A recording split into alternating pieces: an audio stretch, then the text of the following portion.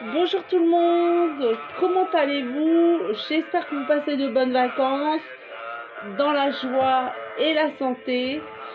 Bien sûr, ne vous faites pas vacciner, c'est bon, c'est un poison mortel. Donc c'était une petite introduction. En tout cas, je vais vous parler cette fois-ci, encore une fois, encore et toujours, Dvar Malchut, Lady royale. Qu'est-ce qu'il nous dit le roi? Et nous nous trouvons dans le mois de Elul, et comme vous le savez, le mois d'Elul est propice. C'est une ville de refuge qu'on donnait à l'époque au temps du Beth Amikdash, où il y avait des villes de refuge pour les meurtriers, les meurtriers qui avaient fait fauter consciemment et ceux qui n'avaient pas fauté consciemment, bien sûr. Il y avait les villes de refuge séparées. Le mois d'Elul, c'est comme une teva que Hachem nous offre pour pouvoir nous faire pardonner de toutes les fautes qu'on a fait consciemment ou inconsciemment, et tous les faux pas qu'on a fait. Et donc Hachem nous offre, et en plus il est parmi nous, il est proche de nous, il descend de son palais. Donc c'est vraiment, nous sommes méritants d'avoir ce mois d'Elul, et on doit bien sûr en profiter pour pouvoir faire nos requêtes, nos demandes, nos supplications et notre filote pour pouvoir être inscrit, si je veux, pour une Khatima Tova et Shana Tova ou Metuka. Amen Kenny Ratson, que cette année soit fulgurante dans tous les domaines, la santé, la parnassa, la tzlacha, le zivouk pour les célibataires, inclus moi, bien sûr, qui ne suis pas encore mariée. Si je veux, très bientôt, Hachem me l'enverra, j'espère, Bekarov Mamash. Donc, on va faire Parashat Shoftim.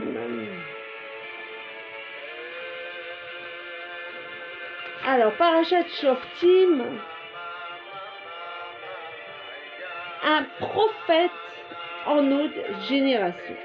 Notre parachat commence par le verset: des juges et des agents tu placeras pour toi devant toutes tes portes. Or, nous trouvons une correspondance dans ce verset dans le prophète qui traite de la délivrance. Je restaurerai tes juges comme au premier lieu et tes conseillers comme au début. De même, il est dit dans la 11e bénédiction de la prière de la Hamida que l'on prononce pendant les jours de la semaine: restaure nos juges comme en premier lieu et nos conseillers comme au début. Et selon ce qui a été dit à de nombreuses reprises, et plus particulièrement ces derniers temps, en ce qui concerne la déclaration et l'annonce du prince de la génération, en faisant immédiatement tchouva, nous obtenons immédiatement la rédemption. Or, nous avons déjà accompli ceci totalement, ainsi que l'asticage des boutons de l'uniforme, discours Simchat Torah 5689 1928, avant même la fin de la Deuxième Guerre mondiale. C'est incroyable. Et que nous devons nous tenir tous prêts, et ceci a aussi été accompli afin de recevoir le Mashiach, notre juste, de manière complètement immédiate. Il est clair que nous sommes actuellement au moment de la réalisation de l'objectif: je restaurerai tes juges et tes conseillers, et plus encore comme au début, car il y a déjà un début à tout cela. La différence entre la paracha et les versets de délivrance. Nous pouvons constater plusieurs nuances dans le langage de la réalisation de l'objectif. Premier 1, dans l'ordonnance de notre paracha, il est dit: des juges et des agents tu placeras pour toi. Par contre, dans le langage de la réalisation de l'objectif, il est dit: je restaurerai tes juges. Notons que ne sont pas mentionnés ici les agents. Par contre, ils ont été remplacés par tes conseillers. J'espère que vous me suivez. Tafshin P-Alef. Suivez-moi pour la Dvar Malchut, Parashat Shoftim, 5781-2021, Am Israël Chai, Mashiach Now. Si vous aimez mes vidéos, cliquez, abonnez-vous et partagez, diffusez. Bien sûr, c'est le but que tous les juifs, le plus loin qu'ils soient géographiquement et spirituellement, il faut qu'ils connaissent l'antiseptique de notre génération, la chassidoute. Et oui, c'est le médicament qui nous, la péridurale, qui nous amènera à la Géoula, Techaf Umien Mamash. Amen. Quelle différence a-t-il entre tes juges et tes conseillers? Pourquoi a-t-il été fait mention au sujet des juges comme en premier lieu et au sujet des conseillers comme au début? Pourquoi est-il dit tes juges, tes conseillers à la deuxième personne, non pas comme le verset de notre paracha, des juges et des agents? Même s'il est dit par la suite pour toi. On peut baisser pour que vous puissiez bien m'entendre. Nous devons expliquer la nuance entre les juges et les agents dans le commentaire de Rachi au début de notre paracha. Les juges, ce sont des hommes de loi qui tranchent le jugement et émettent des décisions, alors que les agents sont ceux qui forcent les gens du peuple à accomplir ces décisions en employant la force du bâton ou la lanière afin que soit appliquée la sentence du juge, voir Rambam au début des lois du Sanhédrin. Ce qui signifie que le rôle des agents est principalement d'obliger par la force les gens du peuple afin qu'ils acceptent le jugement du tribunal. Selon tout cela, on peut mieux comprendre pourquoi, dans le langage de la rédemption, il est dit « Je restaurerai tes juges et non tes agents ». Puisque dans le monde futur s'annule toute existence du mal et tout penchant au mal, et l'on n'aura plus besoin d'agents de l'ordre qui obligeront les gens du peuple, car tous accompliront d'eux-mêmes les directives. Nous n'aurons besoin que des juges qui trancheront des lois, enseigneront la Torah et donneront des directives en ce qui concerne la Torah et les commandements aux enfants d'Israël. Ils s'élèveront de niveau en niveau dans la sainteté. J'espère que vous me suivez. Toujours dans la Géoula, on rentre dans le train de la Géoula, on rentre et on prend des lumières, on prend des forces pour déclencher la Géoula, on s'élève. Mois des louls, on étudie dans la joie et dans la bonne humeur et la bonne santé. Faut transformer nos péchés, si on en a fait, en srouillotte, en mérite, qu'on les transforme, en étudiant, en intensifiant dans l'étude de la chassidoute. Les deux formes d'éveil d'en haut. Pour comprendre la différence entre le juge et le conseiller, nous devons comprendre le rôle dans le travail de l'homme. Il existe une forme de travail de l'homme qui vient de lui-même, de ses forces propres, ce que l'on appelle l'éveil d'en bas. Mais il existe une autre forme de ce service, l'éveil d'en haut, et dans ce même niveau, il existe deux formes d'aide que l'on peut obtenir, une aide et une force qui se revêt intérieurement, et une aide et une force qui est d'un niveau sans aucune commune mesure, avec l'homme. Et ces deux niveaux se retrouvent chez les enfants d'Israël sous cette forme. Tes juges, c'est la Torah, la parole de Dieu qui vient aider d'en haut sans rapport avec l'homme lui-même. Et tes conseillers qui aident d'une manière qui se revêt chez lui sous une forme intellectuelle et il ressent alors que c'est pour son bien. Et oui, des fois il nous arrive des miracles bienveillants et révélants qui sont d'une clarté comme le nez en face du visage. Et alors à ce moment-là, on ressent un élan pour Hachem et on ressent une force, un éveil d'en haut qui nous donne envie de faire plein de choses. Tes juges comme en premier lieu et tes conseillers comme au début. Lors de l'action du juge, on ressent la force et la présence du juge, car il y a ici une décision qui vient du haut, sans aucune considération avec les forces que possède la personne jugée. C'est pour cela qu'il y a une interruption entre la parole, la décision du juge et son accomplissement. Car après la décision du juge, il y a besoin de recommencer quelque chose de nouveau dès son début, l'acceptation et l'accomplissement de la personne jugée. C'est pour cela qu'il a été dit « tes juges » comme en premier lieu, car cela fait référence à ce qu'il y avait avant le commencement, le début de l'accomplissement. Par contre, lors de l'action du conseiller est mise en relief la personnalité de la personne qui a été jugée. Celui qui écoute un conseiller est préparé à cela, car le conseil a été donné dans l'intention d'être accepté par celui qui le reçoit. C'est donc le moment où se juxtapose la mise en pratique, l'accomplissement, le début de l'action, car celui qui écoute le conseil est déjà prêt à cela, et le conseil ne vient que dévoiler ceci. Il s'aperçoit que c'est pour son bien, et au moment même où le conseiller prononce son conseil, intervient le début de l'accomplissement de son conseil, de ce conseil. Donc le rabbi nous a coachés, ça fait depuis qu'il a été nommé prince de notre génération, roi et chaliach et rabbi Rosh Ben Israël. Il nous a coachés, il nous a entraînés, il nous a préparés. À nous d'agir maintenant, à nous de faire et d'augmenter, surtout en ce moment où nous nous trouvons dans un mois où nous devons montrer nos bonnes résolutions à Hachem au mois d'Elul, où on transforme Chavzi Shalom, nos péchés en srouillottes. C'est pour ça qu'il a été dit tes conseillers comme au début, car les conseillers qui reviendront lors de l'époque messianique sont comme au début, au niveau de début, c'est-à-dire relié avec le commencement de l'accomplissement du conseil dans l'action. C'est aussi pour cela que ce sont tes conseillers, car dans ce conseil, il est souligné que c'est avant tout pour le sujet qui te concerne, et ceci dans le but de transformer les juges en tes juges, pour que la décision soit reçue par toi comme étant un conseil afin que tu l'intériorises. Et oui, c'est plus un conseiller, c'est tes conseillers. Ça se personnalise.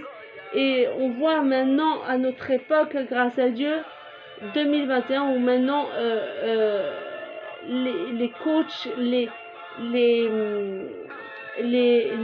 personnes qui nous guident, qui nous éclairent dans notre vie, deviennent comme tes conseillers. On se plie à la personne et on se met à son niveau pour qu'elle puisse bien intégrer la chose. Or, on se doit, c'est encore un miracle de l'ère messianique où tout reviendra à notre niveau, et ça ne sera plus le conseiller comme une science que Dieu nous en préserve, ou une loi qu'on n'arrive pas à capter ou à intégrer ou à attraper, que Dieu nous en préserve. Or, on se doit de relier ce qui est dit dans notre paracha. Des juges, tu placeras dans tous tes portails. Le portail d'une ville est l'entrée et le point de départ dans une ville. Ce qui signifie que l'élection des juges et les agents de l'ordre, lorsque l'on est dans une période où il en faut, doit être personnelle. Tu placeras dans tous tes portails, ce qui signifie que les ordonnances et les décrets de ces juges, qui sont eux-mêmes au-dessus des personnes jugées, seront perçus comme un ordre imposé, exigeant une acceptation aveugle de la part des enfants d'Israël, afin que ces ordonnances descendent en toi et plus encore dans tous tes portails, intériorisés de façon à ce qu'ils deviennent le début et le portail, tes portails, tes portes, tes portails à toi. Chacun a ses portails, chacun a sa façon de comprendre, chacun a sa façon de voir, et à son niveau, à son niveau de compréhension. Tes portails, c'est pas spécialement le portail, mais comme l'Esprit nous a dit, tes portails, ta façon de voir, ta façon de comprendre, et à ton niveau. Chacun a plusieurs portails. Et comme c'est beau et magnifique, et amen que nous intériorisons ça de façon concrète. Être un juif de la délivrance. Nous pouvons tirer de tout cela qu'après l'arrivée du Mashiach, nous n'aurons plus besoin des agents, car sera venu le moment de tes juges et de tes conseillers de la manière la plus parfaite. Car les jugements et les ordonnances de la Torah seront rendus par tes juges et seront conjugués avec une force élevée qui se joindra à eux. Ainsi que les bons conseils qui seront donnés par tes conseillers, qui permettront à l'homme d'accepter tout ceci de la manière la plus intérieure. Et grâce à ces deux choses, le juif sera totalement imprégné de Torah, de mitzvot et de divinité à un tel point qu'il n'aura plus besoin d'agents de l'ordre, de contraintes pour accomplir la parole de Dieu, ça viendra de lui-même. C'est-à-dire on n'aura plus besoin ni d'agents ni de conseillers, ça viendra de nous-mêmes. On sera tellement, ça nous sera tellement logique et compréhensible qu'on n'aura même plus besoin ni de conseillers, ni d'agents d'ordre, mais ça viendra de nous-mêmes. Et c'est ça la supériorité de l'ère messianique par rapport au temps de l'époque, au temps précédent, d'autres époques. Torah et prophétie, deux notions complémentaires. Nous pouvons donner un exemple comme montrer plus haut la différence entre les paroles de la Torah et celles de la prophétie dont on parle dans la paracha Shoftim. Et oui, chaque paracha, c'est comme une prophétie que Dieu nous met devant nous, il nous éclaire et nous dit Re'e Ekev. C'est comme un train qui s'arrête à chaque station, et à chaque station c'est Parashat Re'e, Parashat Ekev, Parashat Shoftim, et à chaque stop, Hachem nous enseigne un enseignement, nous montre quel chemin prendre comme pour une recette de gâteau, pour une façon de composer une armoire ou de construire une maison. Hachem nous donne le mode d'emploi. C'est un mode d'emploi, tout simplement. Et il faut suivre à la lettre, comme si quelqu'un allait voir un médecin, bon, mais pas en ce moment, je vous conseille pas les médecins, je vous conseille pas trop, à part si c'est grave, hein, bien sûr. Nous pouvons donner un exemple, comme montré plus haut, de la différence entre les paroles de la Torah et celles de la prophétie dont on parle dans la parashat Shoftim. La Torah est au-dessus du monde et a précédé le monde. La Torah est la sagesse de la volonté du Saint béni soit-il, qui est au-dessus de toutes les limites matérielles, comme il est dit. La pensée ne peut pas du tout te saisir. Tu connais Zohar Introduction 17a.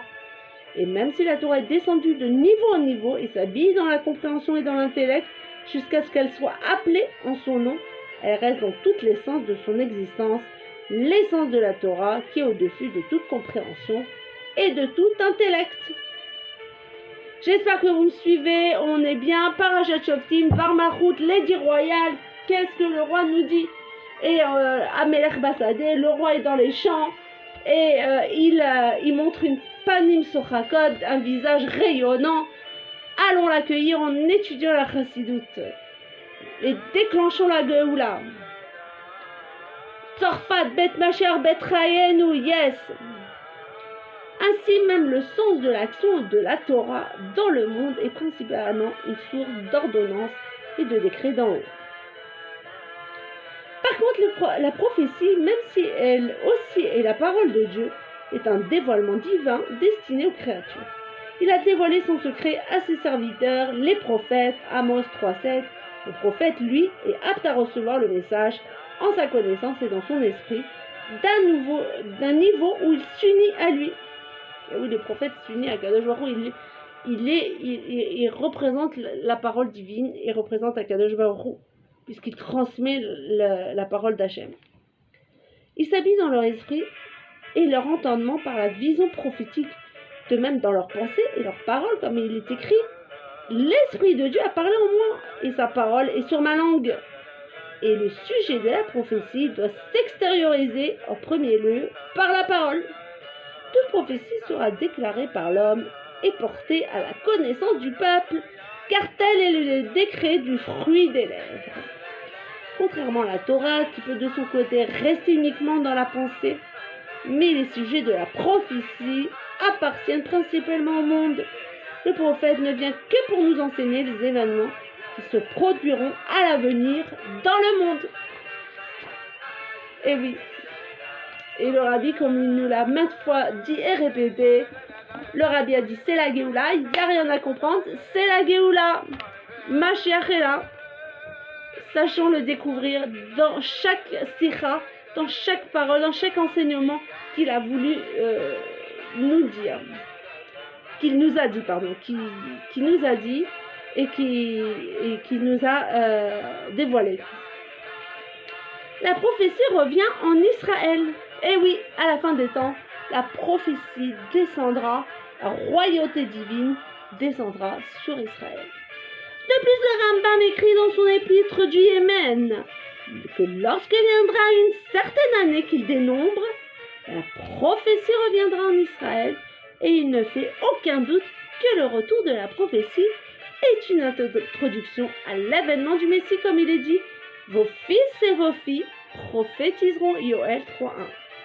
Et plus précisément, après que la prophétie reviendra en Israël, qui est un prélude à l'avènement du Mashiach, le Mashiach lui-même bénéficiera d'un très haut niveau de prophétie, car il sera un grand prophète d'un niveau proche de celui de Moshe Rabbeinu. Note dans Tanhuma à la fin de la Parashat Toldot, nous comprenons qu'il sera un prophète plus grand que Moshe lui-même. Et nos sages précisent que le premier sauveur sera aussi le dernier Moshe.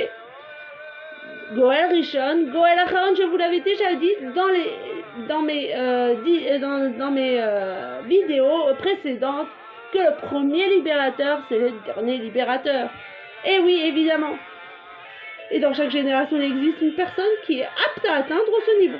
Or, nous devons savoir que selon la loi, même aujourd'hui, il existe la possibilité du dévoilement de la prophétie chez le Mashiach dans la période pré-messianique. Un avant-goût qui précède le niveau qui se dévoilera d'une manière beaucoup plus parfaite après la délivrance. Car ce n'est pas une nouveauté de la pré-délivrance, mais un niveau qui sera atteint dès le départ par le Mashiach. C'est pour ça que le Rambam l'écrit dans son livre des lois qui mentionne aussi les lois qui concernent le Mashiach et la période qui précède la délivrance finale. Donc, c'est pourquoi le Rabbi nous a dit, répétez, je vous le répète, je sais c'est du coaching, mais c'est pas grave, il faut répéter, répéter, excusez-moi, j'ai fait un... Bref, en tout cas, le Rabbi nous a coaché et il nous a dit que avant la venue du Mashiach, c'est-à-dire du Mashiach concret, parce qu'on sait qu'il est déjà là avec nous, mais pour déclencher la Géoula, il faut étudier les lois du Rambam, les lois des rois sur Rambam, dans les lois de Rambam, Ilchot Melachim, Géoula et Mashiach, pour déclencher, provoquer, comme une femme à qui on provoque l'accouchement, la délivrance de son bébé. Le Psaïdin du prophète de la génération. Il existe donc une directive claire que l'on doit diffuser largement à tous les gens de la génération. Nous avons mérité que le Saint béni soit-il a élu un homme qui dispose du libre arbitre, qui est en lui-même un être d'exception, sans aucune commune mesure par rapport à sa génération, afin qu'il soit ton juge et ton conseiller. Et le prophète de la génération qui donnera ses directives et prodiguera ses conseils concernant le travail de tous les enfants d'Israël, ainsi que tous les gens de cette génération dans tous les domaines de la Torah et des mitzvot, et en ce qui concerne la vie quotidienne de manière générale, de même au sujet de « en toutes tes voies connais-le, et tous tes actes seront au nom du ciel ». Michelet 3.6. Jusqu'à en prononcer la prophétie principale. La prophétie vers la délivrance est immédiate de la manière la plus vive concrètement. Voici le Mashiach arrive, Ineuba Aouaja. Et avec ce mérite, à chaque membre de cette génération incombe la responsabilité de se soumettre à tes juges et tes conseillers, ainsi que de prendre sur lui les directives et les bons conseils qui sont nombreux, car cela vient de tes juges et de tes conseillers. Car qui sont les rois? Ce sont nos maîtres. Plus généralement, chaque juif et chaque juive, hommes, femmes et enfants, se doivent de recevoir et de prendre sur eux les directives du juge et du conseiller de la génération. Qui est le juge et le conseiller de nos générations? C'est le Rabbi Melech HaMashiach. Il n'y a que de lui qu'on peut apprendre et qu'on peut avancer en cette fin de génération, c'est-à-dire Ikvata de Meshicha. dans nos pas, il nous guide dans nos pas, il nous éclaire. Il n'y a que du Rosh Ben Israël qu'on peut prendre ses enseignements et ses directives. La pierre de soutènement. On ne sait pas quel mérite, tellement on a un grand mérite d'avoir le rabbi à notre tête. Et on est méritant et profitons de ces instants, ces derniers instants, parce qu'après ce sera trop tard que Dieu nous en préserve. La prière de soutènement. Jusqu'à ce que le monde entier, le monde Olam, de la même étymologie que Elem, le voile, dans tous ses détails les plus infimes, deviendra le domaine de l'unique Dieu et sera imprégné du seul point d'unité qui relie toutes choses avec l'unique du monde. Comme il se dévoile lui-même en nous grâce aux prophètes comme toi que j'élèverai pour eux, le prince de la génération qui est tout, Rachid sur Rokat 21-21, le juste sur lequel tient le monde. Et oui, c'est sur le juste que le monde tient. C'est grâce au tzaddik qui est le soutènement, la pierre fondamentale qui tient l'édifice du monde. C'est grâce au tzaddik, au tzaddikim. Mais plus précisément au tzaddik adore, au tzaddik de notre génération, le prince de notre génération, le Rabbi Melech HaMashiach. Ceci ressemble à l'Even Ashtia, la pierre de soutènement du monde qui se trouve dans ce monde matériel, Yoma 53b. Elle existe toujours sans aucune altération due à son enterrement, comme l'arche sainte qui a été enfouie sous terre. De la même façon que le juge qui vit éternellement en chaque génération, comme un signe de dévoilement divin dans le monde de manière permanente. Sur cette pierre tient le monde et il y a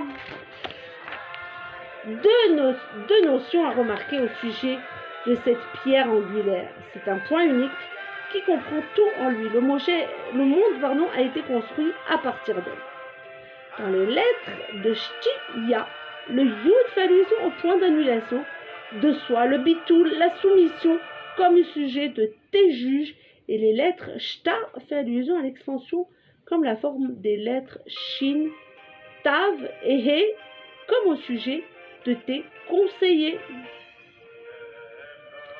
Et plus précisément cette année qui sera une année dans laquelle je vous montrerai des merveilles, qui contient des lettres de Shtiya, et à la place du Yud, allusion à l'année 5710-1950, l'année de la disparition de l'ancien rabbi de Rayatz, nous trouvons un Nun et un Aleph.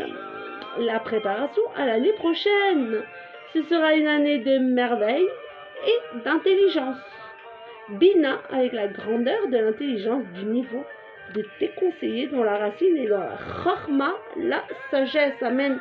Que Dieu nous envoie la sagesse et la Chorma pour pouvoir comprendre et agir en conséquence et être dans la joie et pouvoir comprendre les choses avant même qu'elles arrivent.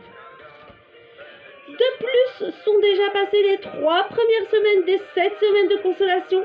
Et nous lisons cette semaine la Haftara, c'est moi qui vous suis, votre consolateur, Anochi Anochi Hu Menachem. Réponse de Dieu à la plainte des enfants d'Israël.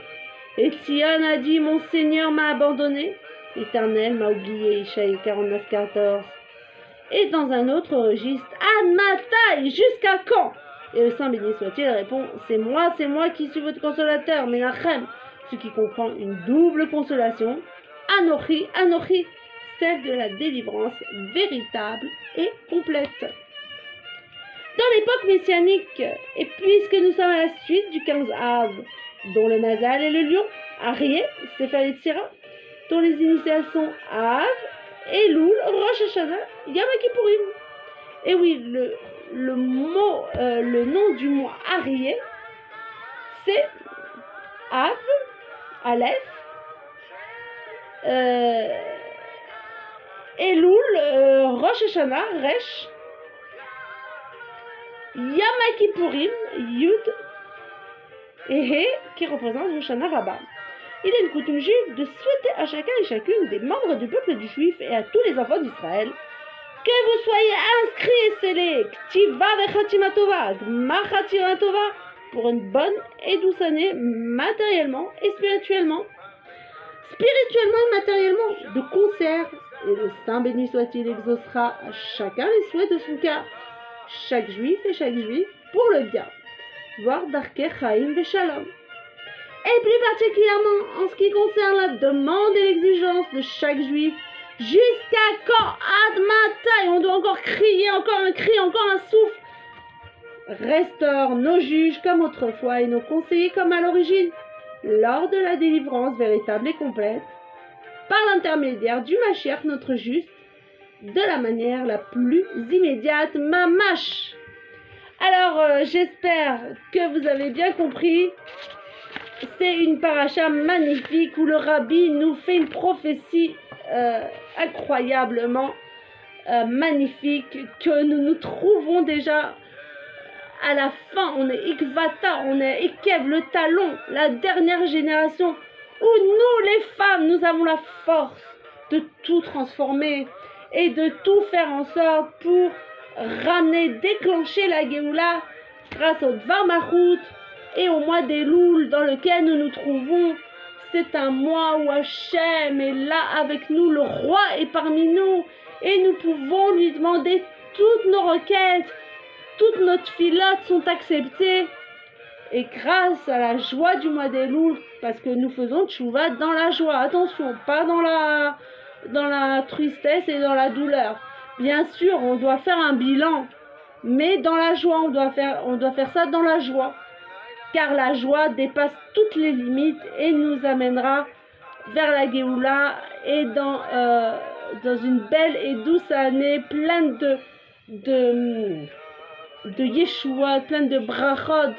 Alors je vous dis à tous et à toutes, Tiva Vechatima Tova, Shana Tova ou Metuka, et à la semaine prochaine, Mashiach Now.